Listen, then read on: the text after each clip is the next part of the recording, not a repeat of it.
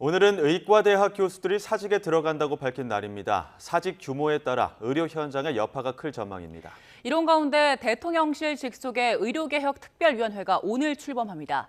취재 기자 연결해서 자세히 알아봅니다. 이문석 기자. 네, 사회부입니다. 네, 우려했던 의대 교수들의 집단 사직이 현실화되는 겁니까? 네, 앞서 전국의대교수 비상대책위원회가 오늘부터 사직에 들어가겠다고 발표했습니다. 정부의 사직 수리 정책과는 관계없이 진행하겠다고 강조하기도 했는데요.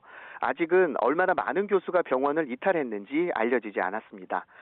사직에 참여하지 않는 교수들은 다음 주에 하루 휴진 계획을 내놔서 곳곳에서 진료 차질이 불가피할 전망입니다. 휴진 날짜나 주기적인 휴진 여부는 대학 자율로 결정하기로 했는데요. 우선 서울대의 경우 교수들이 오는 30일 응급과 중증, 입원 환자를 제외한 모든 진료를 중단한다고 발표했습니다. 정부는 절차와 내용을 갖춰 제출된 사직서가 소수라고 밝히면서 환자를 두고 떠나는 교수들이 많지 않을 거라고 전망했습니다.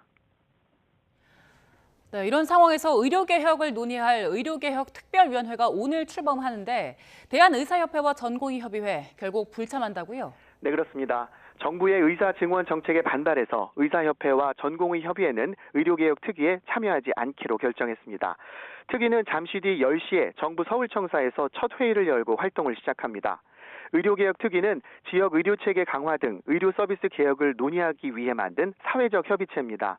의사단체 추천위원 10명을 비롯해 환자단체 연합 등 수요자단체와 전문가 등 10명, 정부 인사 6명으로 구성하기로 했습니다. 위원장은 노연홍 한국제약바이오협회 회장입니다.